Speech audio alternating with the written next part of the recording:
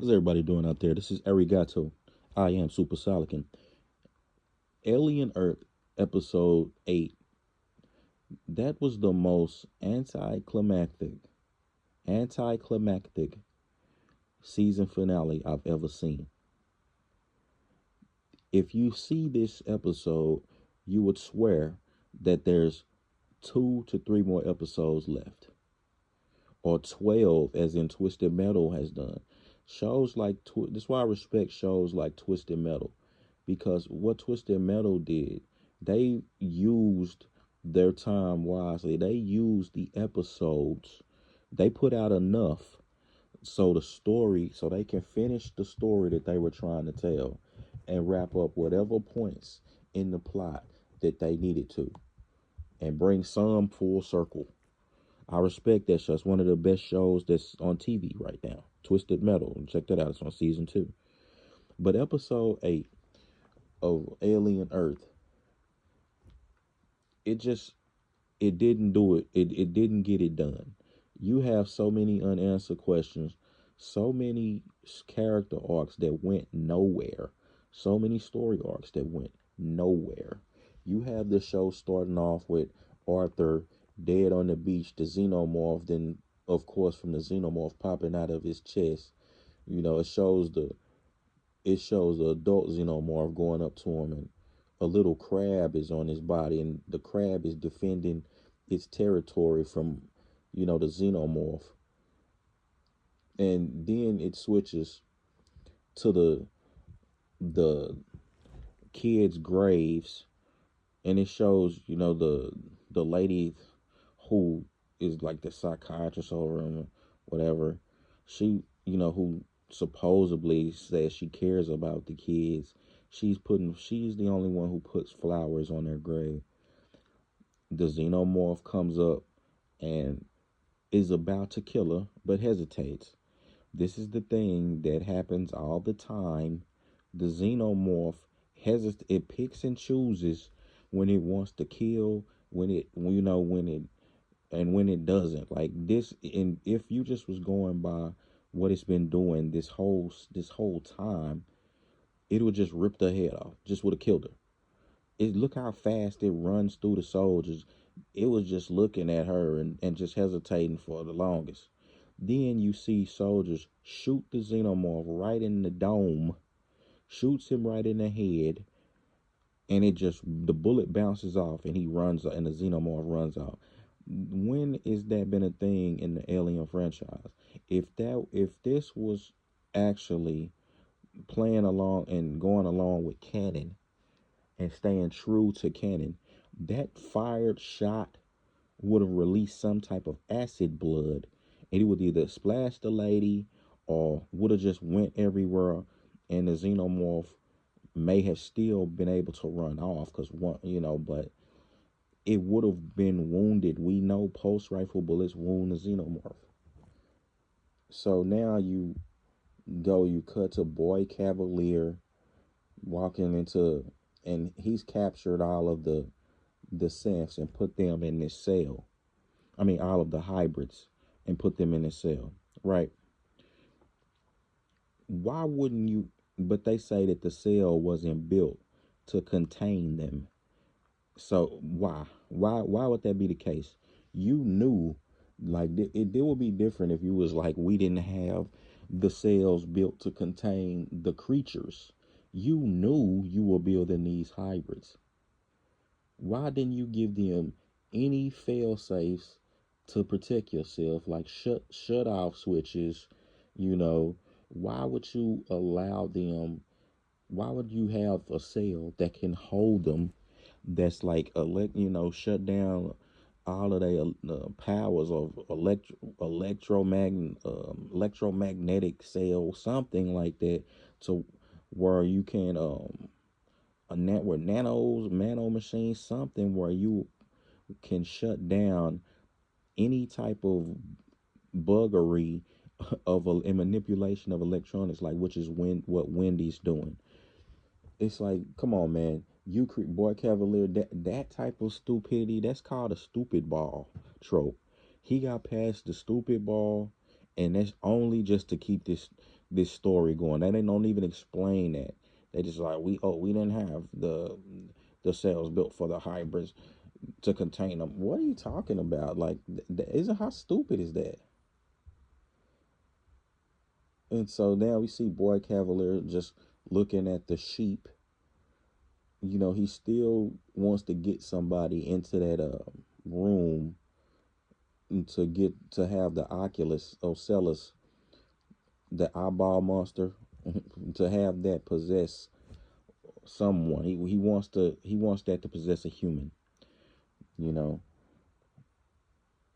And he decides that he doesn't want it to possess. He was gonna let the soldier in there get possessed, but he decides he wants somebody weak, to be possessed by it. So it cuts to the scene, cuts to the hybrids in this cell discussing basically the real story of Peter Pan. Yeah, more of that, more of this Peter Pan stuff. And Wendy's talking to. They think Curly snitched on them, and that's how they got caught at the boat. But that's not true. We know that. But and Curly's still thinking she's the favorite. But Wendy tells her the true story of Peter Pan, and basically, you know, get this little speech to be like, we're grown ups. We're not even the kids anymore. We don't know what we are. Like basically like that ghost. Like, which is that is maybe true. Like that is true. Like the kids are dead. The kids are in a grave and they're dead. But that begs the question that they've been trying to answer this whole time. This has been what's been tried, the theme of this whole show. They're trying to answer all these hybrids. Are they the children? Did they really transfer their consciousness and i.e. their soul into these bodies, or are they just human? I mean, are they just robots with a downloaded data set of the kids' memories and things? Which is, again, this is the philosophical question that a lot of people would answer when it comes to transfer consciousness and things like that into robot bodies. So you have, but Curly was so hell bent on being Boy Cavalier's favorite, and you let this one little speech just take you out of that mindset, and oh, now you convinced. Oh, he lied to me, you know. Okay, whatever. Then it cuts to you have Wendy going in her talking to the xenomorph again from this long distance. Wendy is in this cell, and you have her speaking, making these clicking sounds to the xenomorph from God knows where. How did it hear that? People try to, make it seem, try to come up with these theories. No, it's just stupid. It shouldn't have heard that. They're making her OP. They're making her able to do everything. This show, they making her able to do everything and not explaining much of it. Again, Boy Cavalier, hey, stupid. Why did you give her the ability to be able to manipulate the computers, Wi-Fi, and all other mechanical things that you have around? Why would you do that? That is just totally idiotic. You know, so Wendy's in her in the cell, just basically just manipulating every computer around in this facility. Kirsch is telling so the computers go down, the surveillance cameras go down that's recording her. Kirsch talks to Boy Cavalier and basically is telling him like, look, man, you need to evacuate. Wayland Utani is coming here. They sending soldiers. They're it's fixing to be bad for you here. A lot of the stuff you have no fail safes. A lot of the things that you built is breached. Security is breached. We running on on generator power down there. Get out of here. He talking. He's sitting there talking. Let's go. If she wants a war, let's go. Like, man, you getting past the stupid ball, bro. So now you have these soldiers, the soldiers that were friends with Hermit, Wendy's sister. They're on security detail, And the black chick, she's basically she doesn't want to continue doing this. She's not feeling safe, which rightfully so. You got these because she's the smart one. She sees these douchebags running around her that can just complete fodder. These soldiers are complete fodder. That's all they're here for. That's all these soldiers are here for. They're I thought, and but with the black chick, I thought she was supposed to be Hermit's love interest or something like that. I mean, her arc went nowhere. Like this woman's art went nowhere. The dude, the soldier who's her friend, I mean, who's Hermit's friend, the guy, I don't even know his name. Just call him douchebag number one. That guy there, his arc went nowhere. Now you have Wendy again manipulating all these computers, haunting them, showing the psychiatrist lady, showing her all of these things, these videos of the kids, basically hunting her. Like I said, showing her the videos of the kids saying, "Are we gonna be okay through this?" Because the kids are dead, really. Like they don't really exist. Just they data set, their memories is imprinted on those synths. So, because the Morro's in the cell, they put this thing on Morrow's arm. It's like this thing right here is more of a weapon than the cyborg arm itself. That this metal cheap tin can you put on his arm to keep the what is that? Just to keep the blade from retracting. So what? Now he got a freaking club on his arm that he can knock you out with. Wasn't very smart. They put him in a cell with he's in a separate cell with Wendy's brother and but Morrow still is the best character along with Kirsch. Like he's one of the best characters in the show. At least he came to play. That's one thing I could say about Morrow. He came to play. He brought his acting chops, and the guy has some great lines. And the when he speaks, like they have the audio is pretty good. On his voice. So he ends up breaking out of the cell with the and I guess that's because maybe I missed this, but I think it's because Wendy is unlocking all of the cells. You see this scene where the elevator comes down for the black chick soldier and douchebag soldier number one, and this they get on the elevator and it's saying it's fixing to self destruct. Like the kids are playing, it starts counting down from 30. And then it turns to a scene where it's showing that Smee and where Wendy's manipulating this, she's the one doing it, trying to scare him, and Smee is the one counting down. It's starting to get to the point where it's the synths are becoming the villain. I mean, the hybrid kids are becoming the villains, the real monsters of the show. Wendy has no problem killing people. We already know Nibs is a psychopath. Like she'll kill anybody. She don't care about human life. And now they're manipulating the other hybrid cyborgs. This could be interesting. You know, this could be an interesting concept, but it's definitely not. It's not fleshed out enough. In this one episode, you don't have enough time. They're gonna try to set up a season two, but it's like, man, this doesn't leave you wanting a season two. So you then get flashbacks of Joe, when he found out his sister was sick, whatever, whatever. They have a good scene in this episode where Kirsch and where Morrow finally gets out. When he breaks out, he finally finds Kirsch and they have their showdown. In this showdown, the Diplomacare, its containment cell gets breached. It gets a small bullet hits it and it breaches it. So now it's able to break out.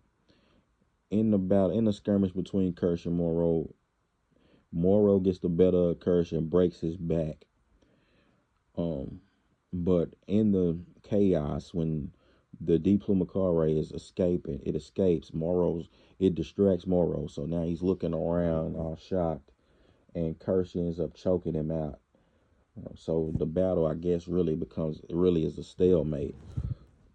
But as Kirsch is laying, before he chokes him out, as Kirsch is laying over his back, bro, Moro delivers a great has a great dialogue about John Henry going against the machine. This is what I'm saying. Like Morrow has some of the best dialogue in the show, and that is one of the best things about the show is that character. So after this, Boy Cavalier comes in and tries to talk to the hybrids. He reveals something about himself that nobody knew, that his father was a drunk, and at the age of 6, he built his first synthetic, and he had that synthetic kill his father, and he used that synthetic as a figurehead for his company because a 6-year-old couldn't they wouldn't give him a company. That we end up realizing that Seth is Adam, that bald-headed guy who we've been seeing him walk around with and guard him. So as he's talking to these hybrids, Wendy just opens the gate, just whoop, with her secret powers, with her, you know, the all the powers that they've given her, and it's her electronic manipulating powers that you didn't seem to try to have any fail safe or any protection against, Boy Cavalier. More like boy idiot. Like, you know what I'm saying? You just, bro, like you can't explain the stuff that you're doing.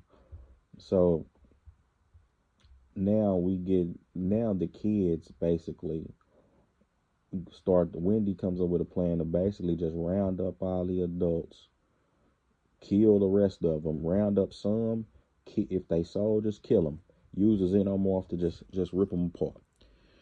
You see Nibs crazy butt jump into the psychiatrist lady's room, jumped in, and kidnap her. So everybody's getting kidnapped.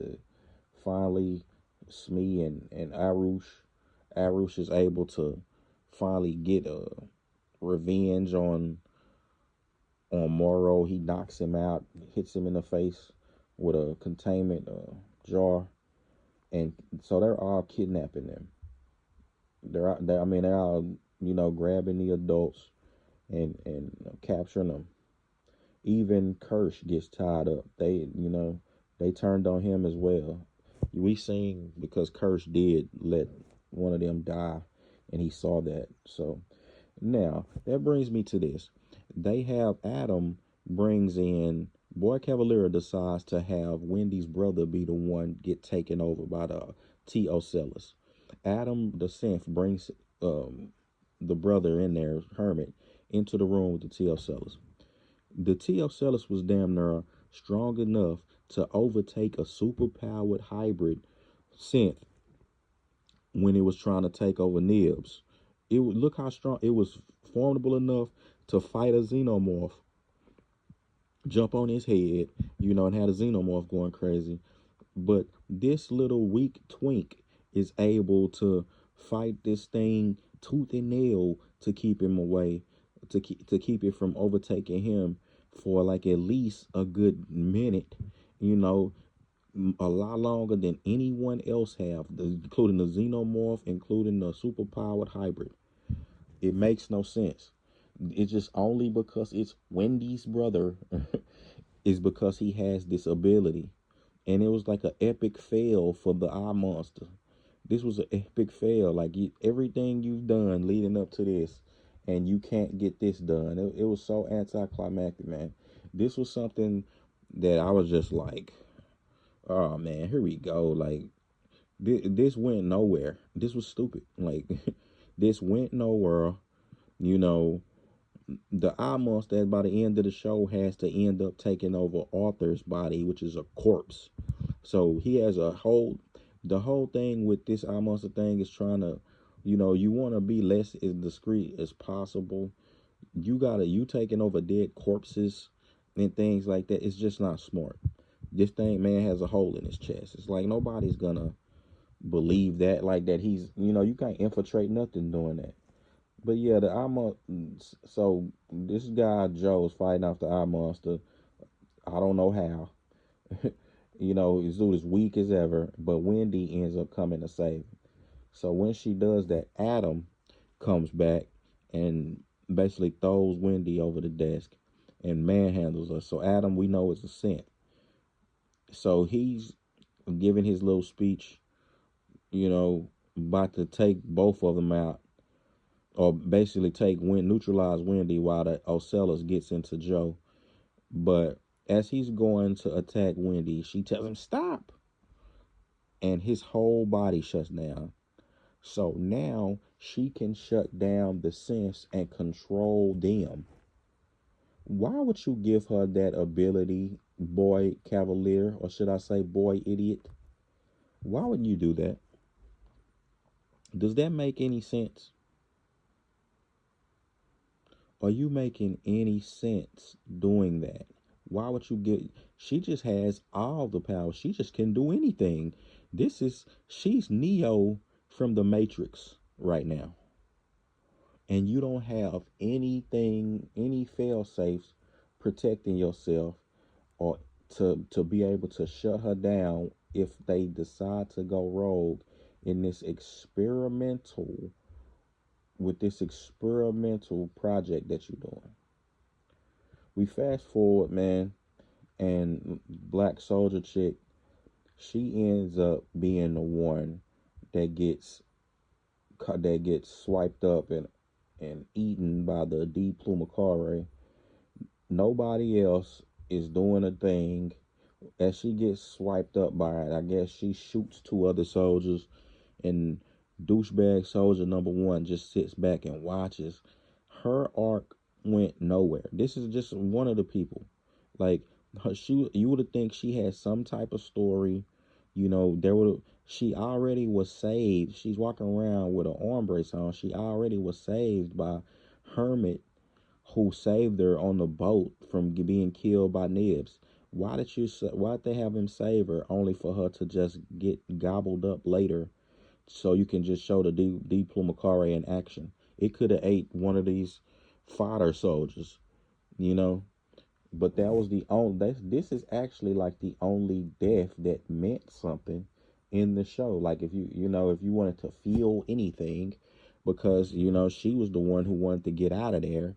She was the one who felt like she was making the better decisions in the show. Like wanting to know where the monsters were. She, just basically a product of this environment here. Where the company's running everything. But so she ends up getting sucked up here by the D Plumacare, and then by the end of the show, there's a bunch of unanswered questions. You have boy idiot, Kirsch, the psychiatrist lady, Adam, the synth. They're all in a cell being held being held hostage by the hybrids. Wayland Utani is flying ships with more fodder soldiers to come into the island, and they ask the hybrids ask Wendy, what are we gonna do now? And she says, we rule. Like, oh God, this show this episode really ticked me off. It made me see what a lot of people saying about the show. Like nobody you needed 3 more episodes at least to flesh the rest of this out. None of these like the you did a lot of things so quick, like the curly flipping on Boy Cavalier. She had no qualms about that. Like she was supposed to be his favorite, and I mean she was supposed to be vying to be his favorite so bad, but just a quick speech from Wendy just killed all that. They don't explain why she's able to do all the things she's able to do. Shutting down other synthetics. Oh, they're connected to the Wi-Fi too. Like, come on, man. Nah, we not buying that. all of these, they, what are they gonna do? They have they have Boy Cavalier Curses is just sitting here with his back broken. He's just one of them androids who just incapacitated. It's like it leaves a lot of cliffhanger things, and I get again they're trying to promote another season, but a lot of people aren't gonna even stick around for that. And it's gonna take so long in a show like this. It's gonna take a long time for them to produce another season, and it's so many unanswered questions that should have been answered in the show. So many arcs that really just went nowhere and fell flat. I gotta really get this episode here, man, like a 4 out of 10. And I'm being nice. I'm being nice with that. It was a 4 out of 10. As far as a season finale, man, it's a 2 out of 10. It's one of the worst season finales I've ever seen. But hey, you tell me what you thought. I'm gonna go ahead and end this. Don't forget to hit that like and subscribe button. This is Super Solican, and this is Arigato. I'm gone. Check me on the next one.